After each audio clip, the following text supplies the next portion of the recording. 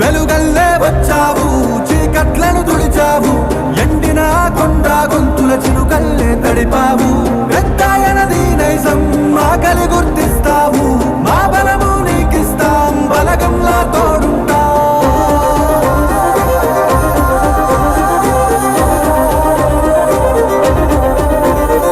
మా కన్నుల వాకిట్లో కలకాలం కాచేస్తాం, అభివృద్ధే నీ లక్ష్యం, నీ గెలుపు ఇక తథ్యం.